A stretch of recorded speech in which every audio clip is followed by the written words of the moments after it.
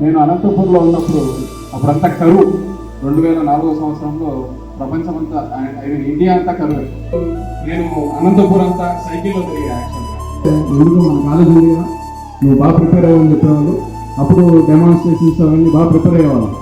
అలా కాలేజ్ అయిన వెంటనే ఇక్కడికి వచ్చేసి పట్టుకొని వస్తామంటే ఇదే రూమ్లోనే తాజ్ ఇదంతా మీకు గుర్తు ఉంటుంది, మీ క్లాస్మేట్లే వాళ్ళందరూ బయటకు వచ్చి అంటే ఊళ్ళో కొత్త కాలేజ్ ఇబ్బంది అనిపించింది. ఎందుకంటే క్లాస్లో నాకంటే కొత్తగా ఉన్నారు అందరూ, నేను చెప్తానో లేను. డెమో ఇచ్చిన వెంటనే మా చిన్న మా క్లాస్లో అందరికంటే బాగా నాకు ఆపర్చునిటీ ఇచ్చాడు. సో ఆ ఆపర్చునిటీ నేను నిలబెట్టుకోవడం జరిగింది.